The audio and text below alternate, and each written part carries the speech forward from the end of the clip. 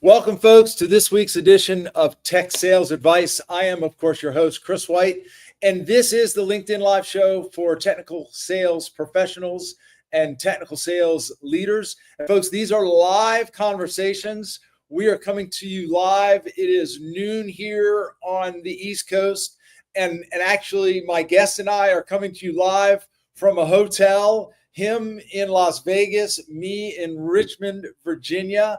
And we are talking today about the field CTO and what the heck is a field CTO.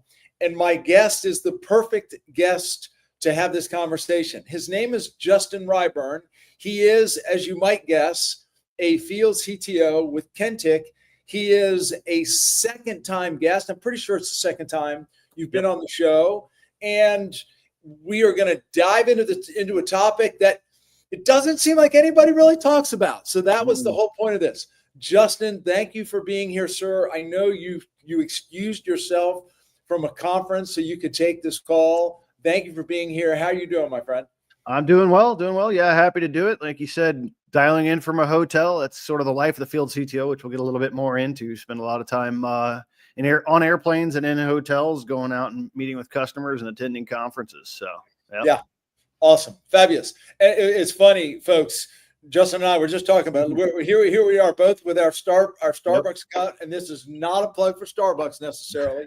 By the way, I see Cliff saying hello. Cliff, I forgot that you're in Richmond. I'm here in Richmond, right near St. Mary's Hospital. My mom was admitted, so I'm here to check on her. So you and I should connect afterwards. Maybe we can sync up.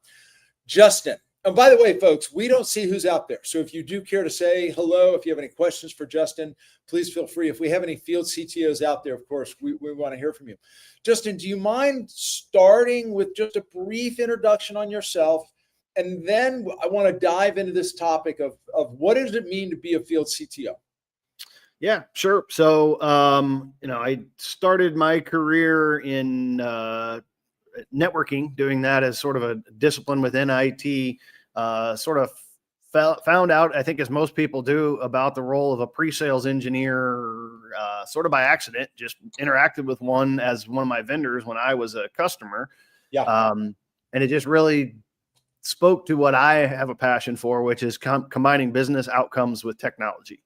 Right. And so most of the second half of my career here has been that in pre-sales in one way, shape, or form.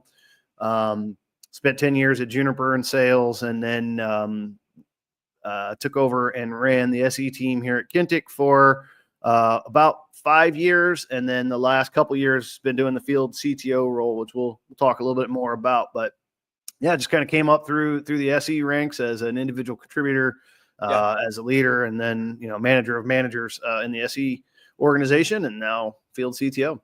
And it's interesting to me, and actually it's encouraging to me that you moved into a manager role and then a director role, VP, manager of managers, as you mentioned. And now really you find yourself more in an individual contributor role, but at what I would describe as an executive level, or at an executive level. Yep. So you and I were first chatting about this topic. And by the way, you brought it up to me, which I loved. You said, Chris, nobody really talks about, there's the pre-sales collective, and there's the pre-sales collective leadership, and there's Demo Fest, and there's so many events now around technical sales and pre-sales. I don't hear anybody talking about this role of field CTO, yet I bump into them on the regular.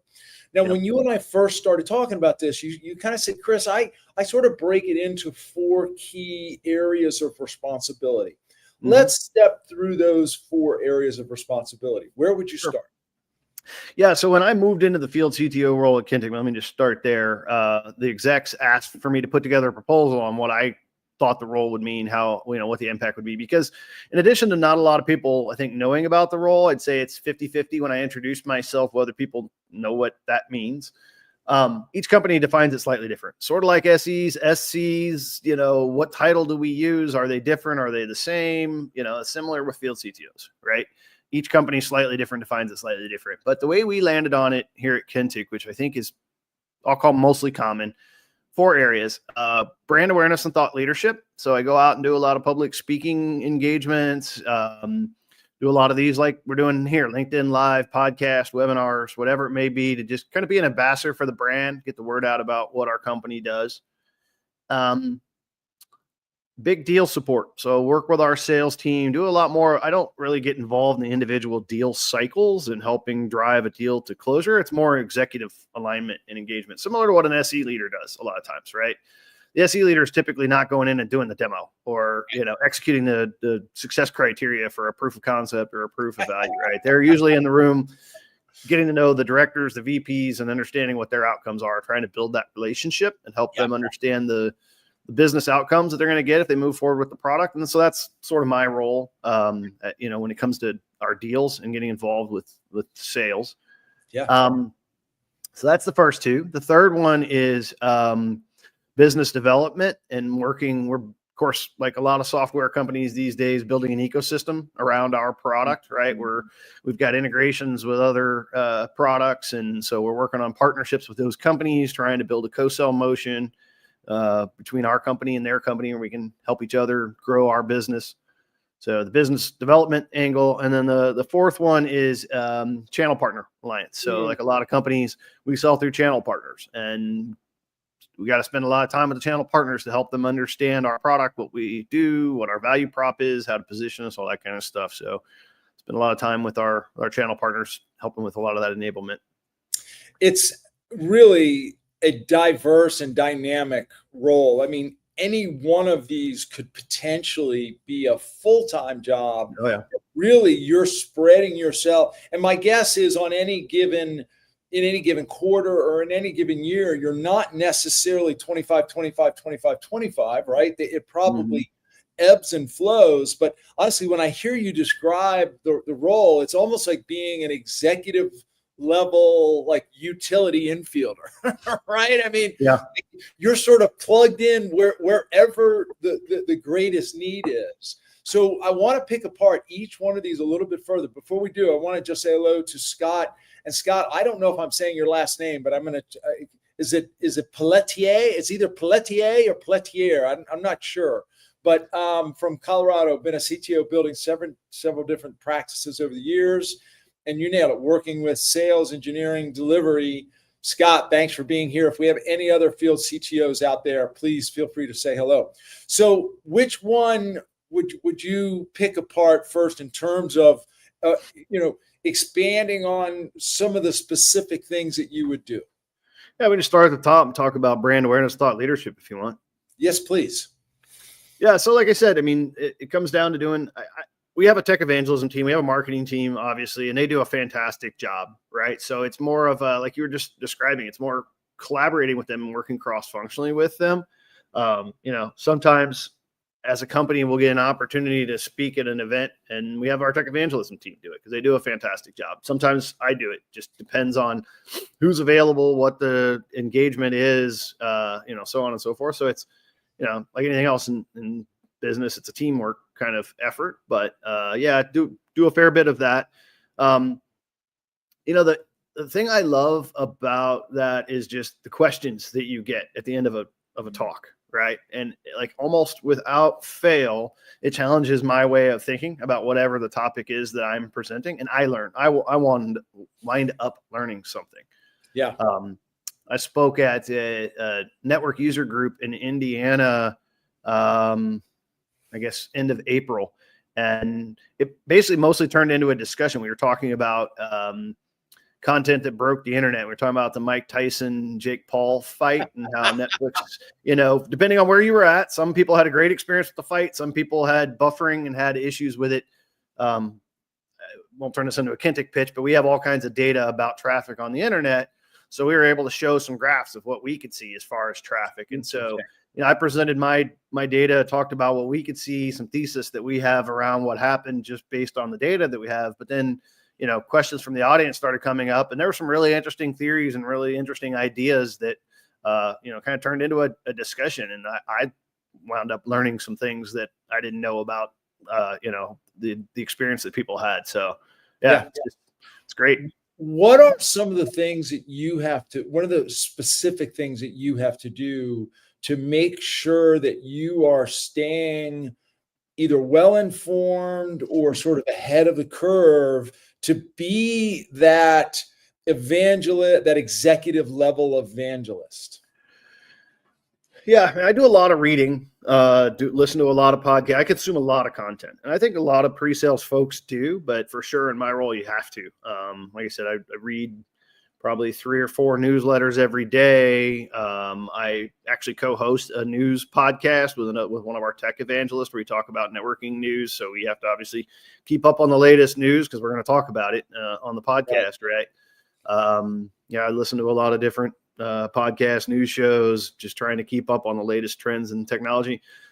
Going to these events, doing public speaking, talking to the other attendees, you pick up a lot of tidbits around like what the trends are in the industry. You and I were talking backstage before we came on about agent to agent and all the AI stuff that's going on. I won't present myself as an expert on that by any means, but I've learned a lot about what companies are doing, what their level of comfort is, where they're adopting it, where they're not going to adopt it, what their security concerns are.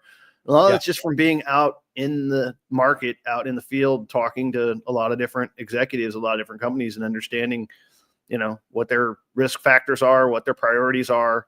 And that's kind of feeds back into the second one. If you want to move on to the second one, which is big deal support, right? That's one of the values that I can bring in our sales cycle in an executive conversation is I'm not just there trying to sell them our product.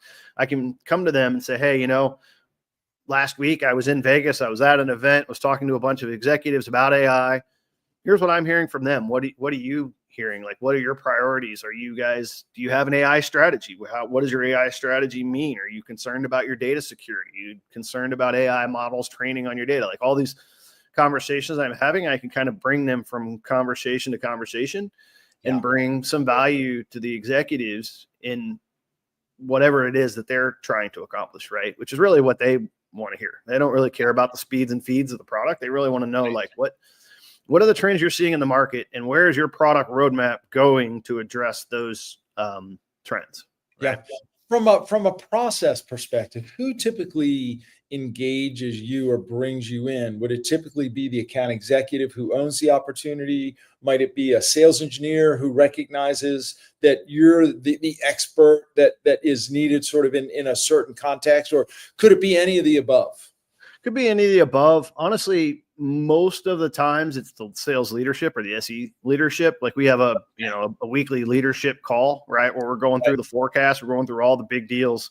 If we're chasing a 7-figure deal at a Fortune 100 company, our global sales leader may be like, hey man, we got to win that one, right? I need your help. We're going to be in, Virginia meeting with the executive team. I need you to come along and here's what they want to hear about. They want a roadmap presentation. They want to hear about how this is going to help them with their outcome, those kind of conversations. Right. So from time to time it is a rep or an SE that brings me in, but most of the time it's the leadership team that's got kind of the bigger picture of all of the deals across all the territories and can figure out where it makes the most sense, where I could have the most impact. Yeah. Yeah. Which is, by the way, it's precisely what Cliff just mentioned a moment ago, going where you have the most impact 100%. per quarter.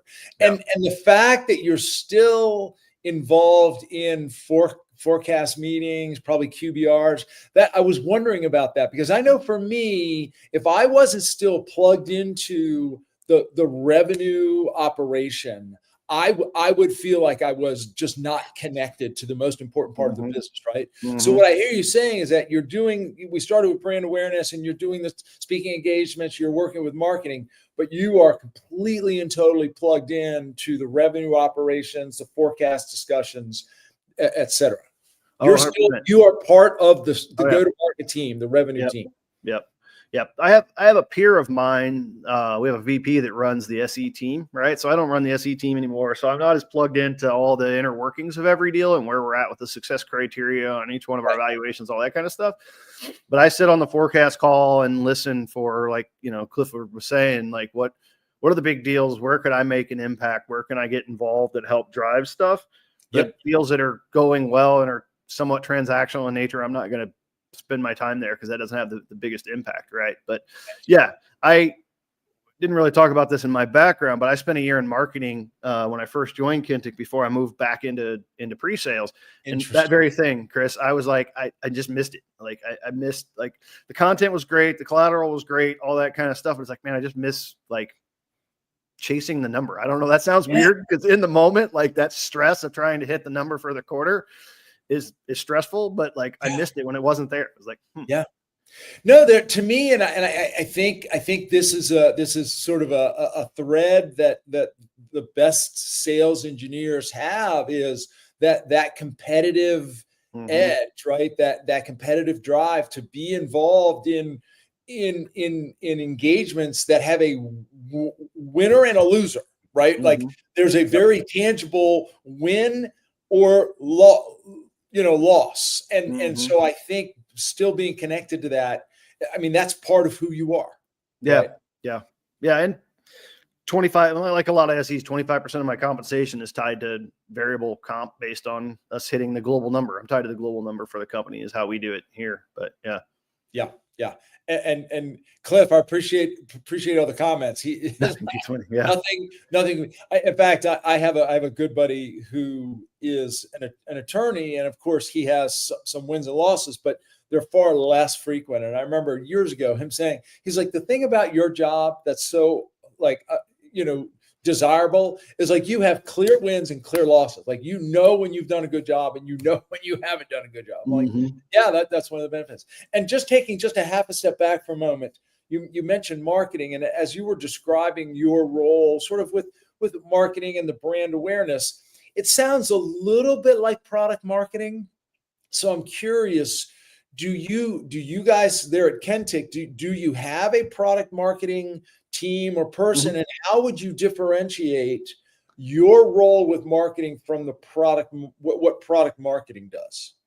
Yeah, so we do have a product marketing team. They're spending more of their time, I'll say, building collateral, right? They're building the messaging and branding that's on our website. They're building the slide decks that our sales reps use to pitch our product.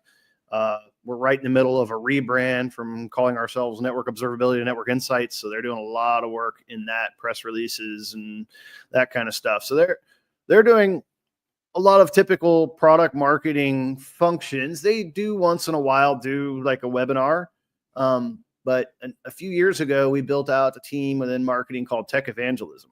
And we have a couple of really talented tech evangelists that are experts in their field, and they do a lot of same type of engagements. They do a lot of podcasts. They do a lot of blogs. One of our tech evangelists has even been quoted by the media. I mean, like Wall Street Journal, New York Times, like type of things. They're the person that when there's an internet outage, they call Doug Midori. He's one of our tech evangelists. I mean, he does some fantastic reporting. So, they're doing a lot of that as well. And I collaborate with them on a lot of things where we'll bounce some ideas off of each other to understand, like Doug will tell me about some of these outages and how they took place and so forth. So I can leverage some of his work. Obviously I give him credit for it, but I can leverage some of his work and some of the talking that I do. So it's a collaborative thing. I work pretty closely with our product marketing in helping kind of shape their message, right? Because I'm spending a lot of time in front of customers, whether it's at events or in these sales cycles or whatever. So I pick up a lot of really interesting insights into what our customers are doing with our product that our product marketing doesn't have a front row seat to, right? Because they're in the home office for pretty much 40 hours a week doing their thing. They don't get to benefit from these conversations. So I spend some time with them, just helping them understand, like, what are our customers really doing with the product? Where are they getting value? Where do I see the market going? That kind of thing. So, yeah. And what I hear, and again, I just, and I think I may have mentioned this to you, if I wasn't doing what I was doing, this sounds like the kind of role that I would want. Now, I'm not sure I have the technical chops anymore to do it. So that's a whole other conversation. Well, it's interesting. I could talk about the tech a lot better than I could do the tech these days, which I think a lot of SE leaders that I talk to find that the further you go up the ranks, right? When you're an individual contributor SE, you had really good technical chops, but as you go to manager, director, VP, the further you get from the individual contributor roles, your value to the organization, your value to the sales cycle is not being the technical chops, right? Still have to have a knowledge of it and understanding of how it helps customers solve business outcomes, but I couldn't write code. I struggle sometimes to even navigate RUI because I'm just not in it every day, and it changes.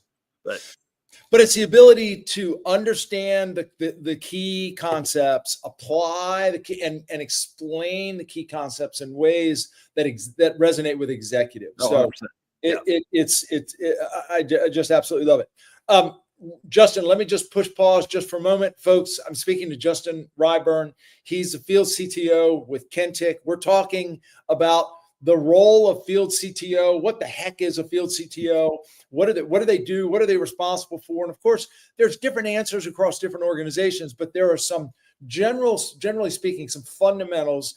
The two that we've talked about so far is brand awareness, being sort of an ambassador for the brand. That falls into the category of speaking at events, attending events, being on podcasts, etc., working closely with product marketing, and also, quote, big deal support. So when there's a big strategic important opportunity on the line, Justin or the Field CTO is the individual who's brought in to talk big picture, industry trends, etc. So the third that you mentioned, Justin, was business development, building out the ecosystems, integrations, etc.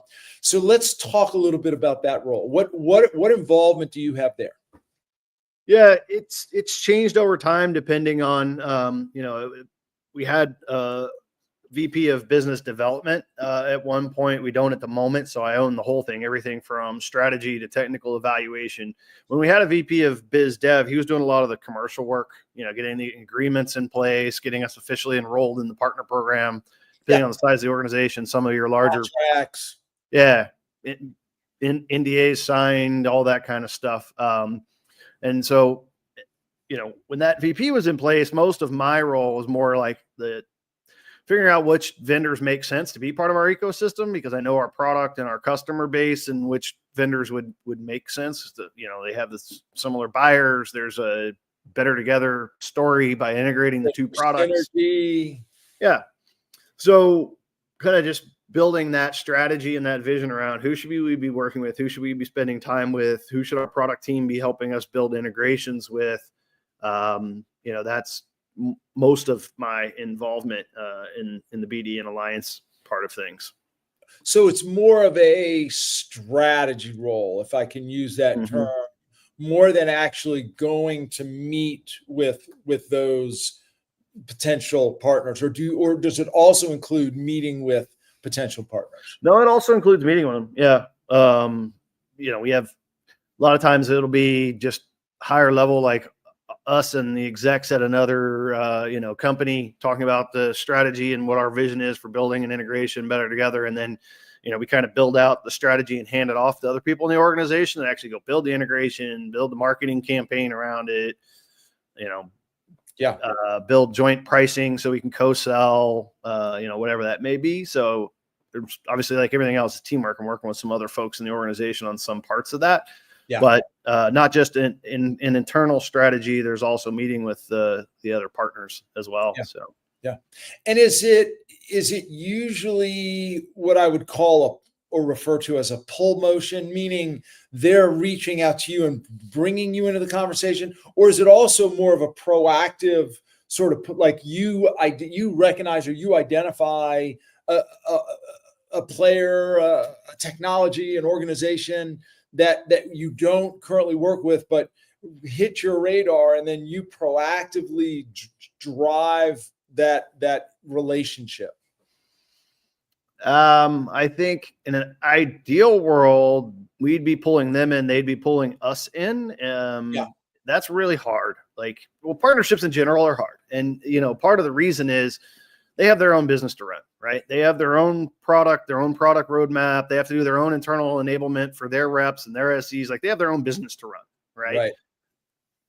Same with us, right? And then you add on the layer of complexity. It's in most of these cases, we have a part of the value prop where we are better together. We can provide additional value if a customer integrates the two products.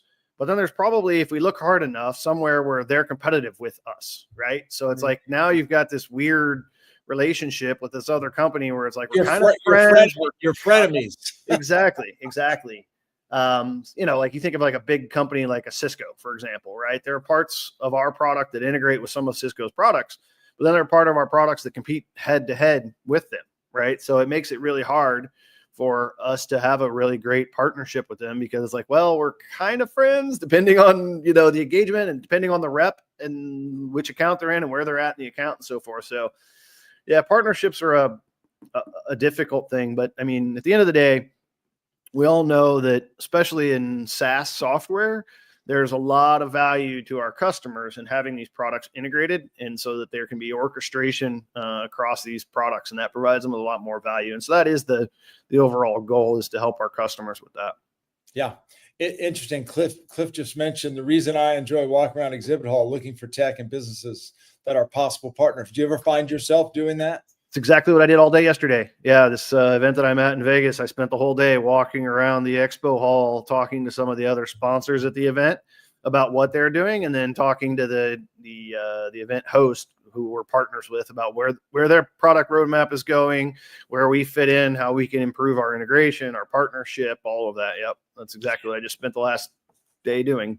And when you approach one of those booths, how do you typically? Because all of us have been in the booth hoping people would approach, thinking that it's a potential prospect, right? Yeah. So when you approach a booth like that, how do you typically approach and engage? Well, from the very beginning, I tell them, look, I'm probably not your target as far as selling to me, but I'm in charge of the partnership strategy at my company, interested to learn a little bit about what you do, see if there's a partnership angle here. And then usually they'll know who to connect me with. They have a BD person, on their side. They're like, whether they're there or not, they're like, let me scan your badge. Let me take your business card. I'll do a follow-up intro to our BD person. And, a lot of these, wind up not having enough value, or at least we can't on the surface identify enough value to both companies want to spend a lot of time on it. So a lot of it's just kind of brainstorming that may not lead to anything, at least not today. Right. But right. Yeah. And again, it's just, to me, it's such a cool role. I just love the idea of being able to walk the exhibit floor and literally just go up to just say, hey, this is my role. I'm responsible for partnerships. Would love to just learn a little bit more about you and see if there might be some reason to have a conversation downstream.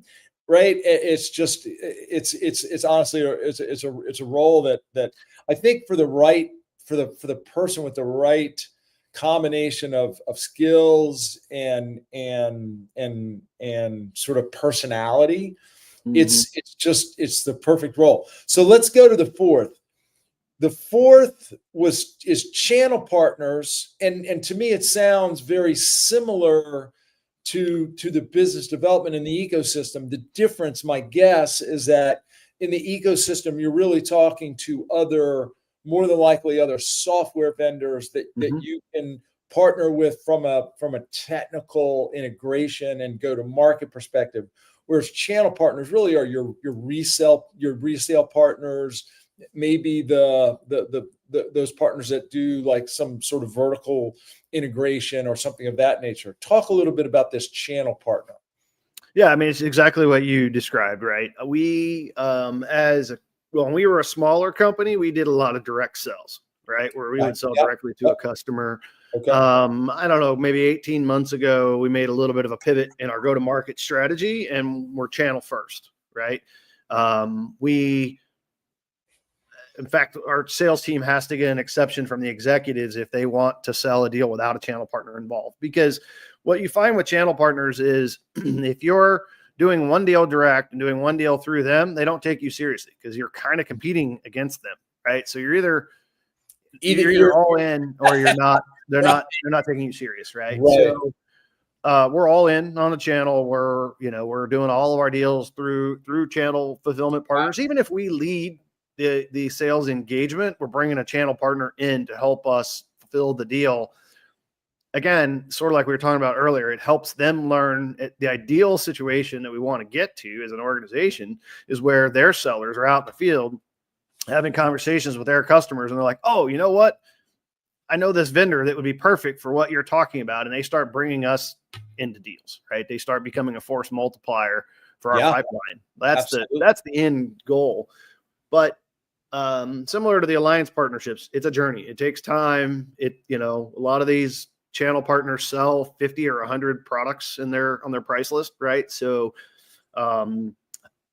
getting them to pay attention to what you do and how you provide value and what you can help with takes time. Takes time for them to understand it. Takes time for them to get kind of the mental model of like, if I'm in a deal and the customer says X, oh, that's when I need to go talk to Kentik versus, any of these other companies that are, on our price list. Right. So just it's time consuming, spend a lot of time with them, and you have to keep doing it over and over again. It's sort of like not unlike building pipeline and sales, right? It's not a one-time effort. It's a constant, talking to them over and over again. And of course our products evolve, right? We're building more stuff. We've got a roadmap. So we have to keep coming back to them saying, hey, we added this new product, or we added this new functionality. Here's the value that it's now bringing to customers. You need to make sure when you're engaging with your customers, they're aware that we launched this new thing that's going to provide them value, right? So at some point we'll probably have to have like channel SEs. We don't currently have that at Kentik. I know a lot of companies going to ask you about that. Do. Yeah. So the way we kind of divide the labor currently is, by the way, we haven't really talked about this, but I do have two people that report to me. So I have two architects, which are like our subject matter expert overlay. So myself and my architecture team, we do all of like working with the channel partners to help them understand who we are, get us on their price list, get them like working deals. Once they actually start engaging on a deal, and let's say they're selling to, I don't know, I'm just going to pick one out of the air, Ford Motor Company, right? We have an account team for Ford Motor Company who will work, that SE that owns that account will work with that channel partner on Ford Motor Company. My team's not typically involved in that, at least for the channel partner side of it.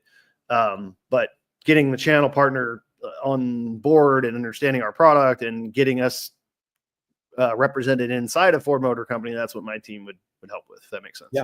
Yeah, it does. Well, and what I was going to say is, it sounds like you and your team, but in particular you're doing a lot of what I would call, playing a lot of long game or long ball game, right? Whether it's with the partner, whether it's an integration partner or a channel partner. Do you miss some of the the short ball game, the more sort of discrete opportunities? Or have you just shifted into just sort of this longer trail sort of, game? I would say there are some days where I miss like getting deeper into an individual opportunity, although every once in a while there's a need for that, especially if it's one of those bigger deals for the quarter where we do dive in a little deeper and understand like, hey, we have a feature gap here, right? Customer wants X, we have Y, there's a gap, let's talk about our roadmap. Is that what they want going where our product is going, right? And then helping take those helping the SEs take that requirement back to our product team. So I do sometimes get involved in the nuts and bolts, maybe just enough to like, keep that, flame alive, I guess. But no, I actually kind of enjoy, like you said, playing the longer game, having an impact at a little bit of a higher level, a little longer term look than just the individual transacting of the deals. Right. Well, and I recall that about my career. I got to the point where, frankly, I started getting a little bit, maybe almost bored with the smaller, sort of more, because they became somewhat predictable. I think for a lot of us in this role, as soon as the role becomes predictable, even a little bit, I think that's when we start to potentially get a little bit bored. It sounds like your role is not predictable in the least. Every day, every situation, every need, if I can use that term, is different. Cliff asked a pretty good question. Are your KPIs just quota attainment, or has sales leadership wanted others like meetings, minimum number of partners, et cetera? So this is interesting. Every field CTO I have talked with has this challenge, right? Coming up with a really good KPI that measures impact, not activity, right? I mean, when you read, best practices on developing KPIs, people always say what you really want is KPIs that measure the impact that a person or a team is having, not how much activity that they have. That's really difficult to do, being that we're like an overlay, right? We've got a little foot in marketing, we got a little foot in channel, we got a little foot in BD, we got a little foot in sales. Like, do we measure pipeline? Well, we don't really own pipeline. Marketing owns pipeline. Do we measure quota attainment? Well, the sales team technically owns the quota and the quota attainment. Okay. Do we measure deal reg from the channel? Well, the channel team owns that. Do we measure, I don't know, impact of ARR by our alliance partners or from our BD efforts? Well, the VP of BD, when we had one, owns that, right? So it's like, we're obviously helping on all of these, but we don't really own any of those. I do track activity, for lack of a better way to do it, of like, how many meetings are we having? How many deals are we involved in? Is my team being brought into these deals, and what's our close win rate with an architect or someone from the field CTO team involved versus not? Like, I track some of that. That's the best I've ever come up with as far as trying to come up with some KPIs for the impact that we're having. But yeah, it's almost a finger in the wind when it comes to trying to figure that out. And like I said, every field CTO I ever talked with has a very similar challenge. But if there's somebody out there listening who thinks they've got a great answer for this, give me a call. I would love to hear I'd love to learn from somebody else. But well, and that, to me, that's the nature of the beast, right? Yeah. I mean, because you're spread so thin, like you said, you have influence in all these areas, but you don't ultimately own any of those. So the benefit of having this role is you get to do so many interesting and unique things, and you get to have impact on so many different aspects of the business. The negative is it's hard to track that impact, right? And it's hard to measure that impact. So is there any of the four roles or responsibilities that you like the most, or that you find you gravitate to the most, or do they all have their place on any given day, so to speak? I mean, I think they all have their place on any given day. I mean, I really enjoy, just like I said earlier, I think being out in the industry, out in the at the events, like here, talking to other attendees, talking to other sponsors, just learning what's going on in the market, what the trends are. The BD one is actually a lot of fun. This is the first time in my career I've really had sort of a front row seat to a lot of that. So it's interesting just to see, how a lot of those contracts get done, and how, what the conversations are around it. When you work for a SaaS startup, there's always potentially some M&A angle even, right? Like, a lot of these conversations are like, hey, we're integrating our two products. We're providing better value to each other. If we do a really good job of this, we are a privately held startup. We're looking for an exit. It's possible that one of these big vendors that we're building a partnership with comes in and says, you know what, instead of a partnership, let's just do an acquisition. Right. So, right. It's fine. That's what if we're, honest with ourselves, that's what we're all trying to do, is build and grow something of value here that will get acquired. So, but yeah, if we get to that point, it'll be really interesting to be able to be kind of involved in that process and see how it all transpires and takes place. So, yeah. How was it when because you were a manager, and then you were you're really leader of managers, and now you moved into a role that is in large part an individual contributor. You do have a few folks working for you. Was it difficult to make the transition from leading people to this executive individual contributor, or do you still feel like you, in a certain way, you are still leading people, but not administratively, if I can use that term? It's an interesting question. So the way this all transpired was we went through, a little bit of reorg, and unfortunately had to do some layoffs, post-COVID, when the interest rates went up and so forth.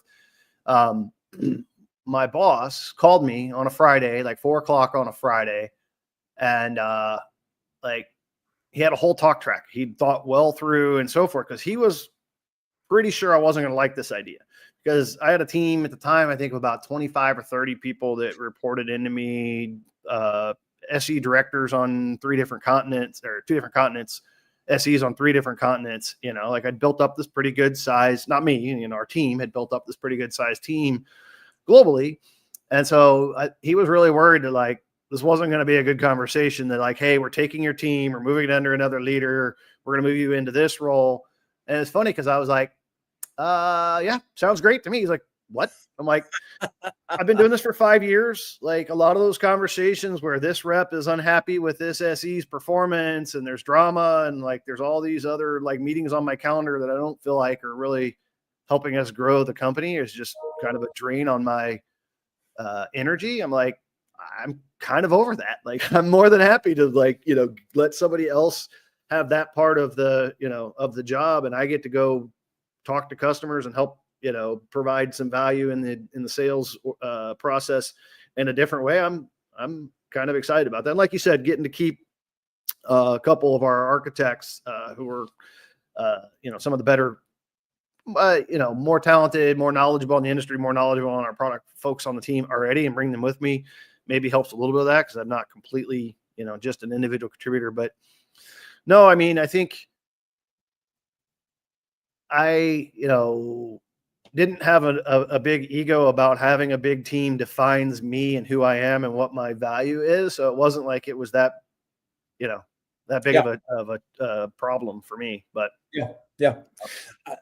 Another question comes to mind that I didn't necessarily expect to ask, and that is, how critical do you think it was that you were in that management role before you became the field CTO? How important is that to the success of the role now, or would you have been successful in this field CTO role whether you were a manager or a leader of that organization or not? Sure. I don't know that the management and leadership skills that I developed running the SE team really helped make me successful in this role. What I was talking about earlier, where like the value that an SE leader brings in a sales cycle in a deal already is similar to what a field CTO is doing, right? It's not, again, doing a demo, executing the success criteria, that kind of stuff. If that's what you're doing as an SE leader, probably spending your time wrong, unless that's just filling in for someone while they're on vacation. But like, that's what you have a team for, right? That's what they need to be doing. So already I was spending a lot of my time building relationships with the economic buyers and helping them understand the roadmap and where we're going and the business outcomes that we can help them with. So I was already doing a lot of that function anyway, which is why, the executive team here decided to move me into this role when we were doing the reorg. Anyway, it was because, they were like, you already have great knowledge of the customers and the product from your role as an SE leader. They were trying to find a field CTO from the outside, but like finding that unicorn where like they understand the market, they understand the buyers, they understand our product. They're like, this has been really hard. It had been a long-term search. They weren't finding the candidates. So like, it just makes a lot of sense. Yeah. I would say that some of the skills just, I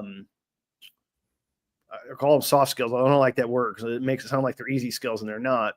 Like just, executive presence and like being able to speak the language of an executive.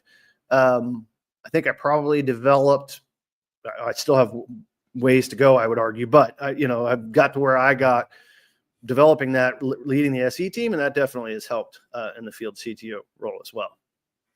Well, and my guess also is internally having built that and led a team that grew to that size, that gave you a great deal of internal credibility as a result, is what I would think. And had you moved from, and Cliff used the term emotional IQ, had you moved from, let's say, a senior sales engineer role into that field CTO without having been a leader within the organization. You may not have had sort of that, or it may have taken you longer to build that credibility is my hunch. Yeah.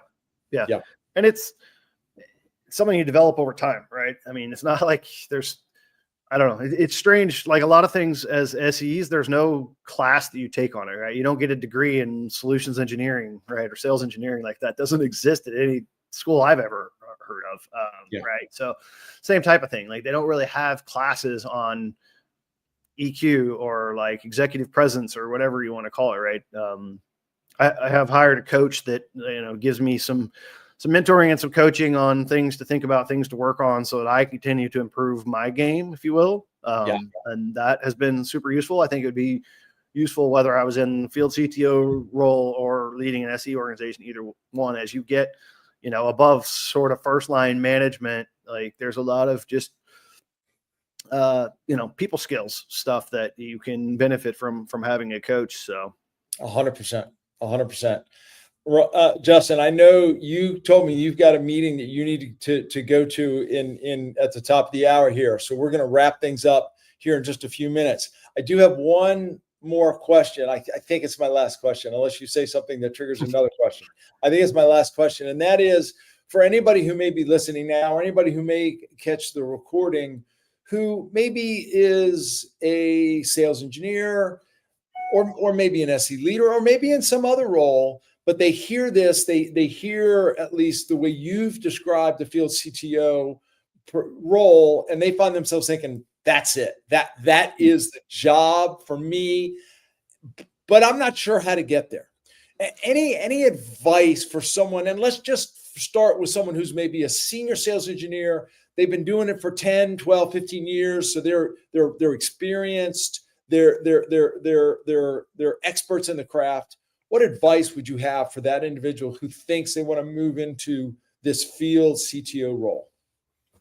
Yeah, I mean, I guess first advice I'd say is see if you can find a field CTO to mentor you, right? Like most of the times in my career that I wanted to like move up or move into a new role, however you want to phrase that, like finding someone who was in that role who could, first of all, help me better understand it, see if that's actually what I want, but also kind of mentor me and coach me, give me some advice on things that I could work on to be ready to have the right skill set to be successful in the role has always been hugely beneficial to me.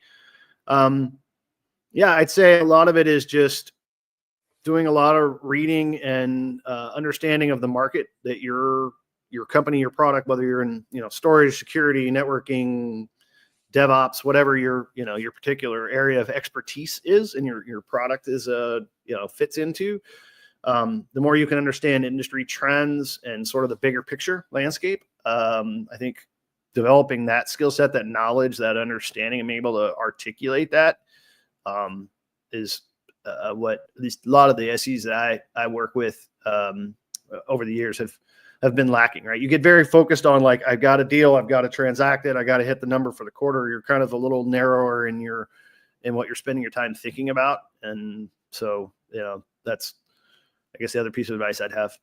Yeah.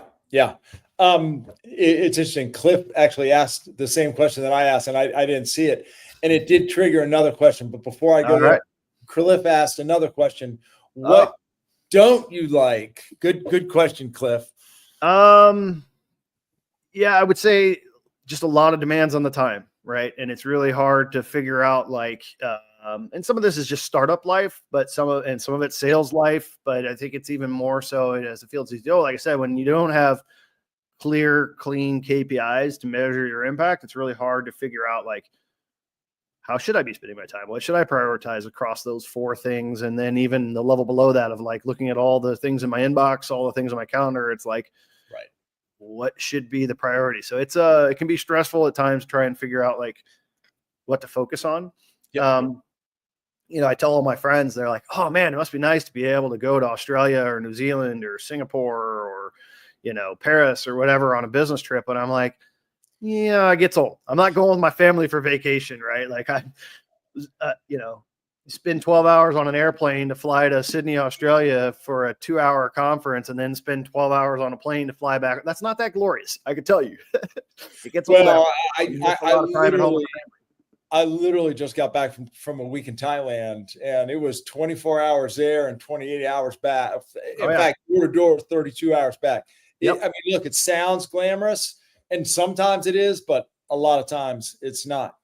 And you know, it's interesting. Before I go there, it's interesting you say that. And one of the things that I tell all the SCs that go through my workshops, one of the many things I tell them, I believe that as sales engineers, we are all responsible for maximizing the use of our time. Period. Like I feel like that, and I feel like that applies to you 10x, right? Mm-hmm. Because you're being spread so much broader and wider, but thinner. But in a position to make that much more of an impact, so that there's really that I can see that there's that much more pressure on you to maximize the use of your time. Yeah, it's interesting, kind of that point, Chris. I had a mentor early in my career who said to me, early in your career, you want to say yes to everything, because you only going to get asked so many things. And so the more you say yes to, the more you get to learn, the more you get experiences that help you develop skills. But at some point in your career, if you think it was like a hill, you get to a certain point where you're, I'll call it on the top of the hill, you got to start saying no. Because if you keep saying yes to everything, there's no way you can possibly do everything that's being demanded of you. So you got to start saying no to things, later on in your career. But that becomes an art in and of itself, knowing what is the right things to say no to, right? Justin, this has been a great conversation, but that little piece of advice right there may very well be the brightest golden nugget you've shared. I love that, and I've never actually heard that put quite that way before, but it's brilliant. Okay, so my final question, because we got to get you off this and ready for your call. From your experience, do most software companies have the role of a field CTO? And if not, do you think they should, or are there certain criteria that would indicate they should? Not all do. I would say it's becoming more and more of a trend. Definitely when they get to a certain size, they start to develop a field CTO. And then if you look at like bigger software companies, like I got a friend that's over at HashiCorp, they have an entire team. And they'll have a field CTO for healthcare. They'll have a field CTO for oil and gas. I'm just making these up, but they have different areas of expertise where that person has spent their entire career selling into that vertical. They really understand, like let's use healthcare, for example. They understand HIPAA inside and out. They understand how healthcare companies buy software, how they deploy it, all the security things they have to go through. Like they become really a subject matter expert in that vertical. So as the company grows and gets bigger, they wind up having, a whole team of field CTOs. And then on the other end of the scale, like Kentik didn't have one until I did it, a little over 2 years ago. We just run at a scale where it made sense, right? You're 50, 70 employee company, you only have 5 or 6 SEs. Do you really need a field CTO? Like you got to get to a certain scale where it makes sense and you need it, right? Yeah. Well, and hopefully I think the takeaway from this for somebody listening may be to go to their organization if they're about, to get to that scale and maybe recommend or put in place a proposal to create this role, and maybe individuals can actually help create the role for themselves. So 100%. Yeah, I've had a couple people approach me over the last couple of years since I moved into this role and said, hey, we don't have this role at my organization. What's your advice? And I've helped them kind of stuff we've been talking about for the last 54 minutes here. Like, what does it do? What's the impact? How do I build a proposal and bring it to my execs and say, hey, I think we should have this role, and I'd like to throw my name in the hat for it. I'm like, go for it. Worst they can say is, no, we're not ready. Yeah. Fabulous. Well, from now on, whenever you get that inquiry, you can just send them to this recording. There you go. Get an introduction. Justin, it has been such a good visit with you. I appreciate you being here. I want to wrap things up. Any final words in closing from you, sir? No, just appreciate you having me on, Chris. It was a great conversation. Glad to do it. Well, thank you so much for being here, folks. Cliff, in particular, you had a lot of comments to share. Thanks for joining. If you joined us the entire time, thanks so much for being here. If you caught the recording, thanks for being here. Justin, I'm certain, would be happy to have anybody reach out and connect with him on LinkedIn. Of course, if you want to learn more about the work that we do, you can go to techsalesmastery.com. And of course, follow #TechSalesAdvice. Justin, hang around backstage just for a minute. I want to say a quick goodbye to the rest of you folks. Thanks so much for being here. Have a good week, and we'll see you on the next Tech Sales Advice.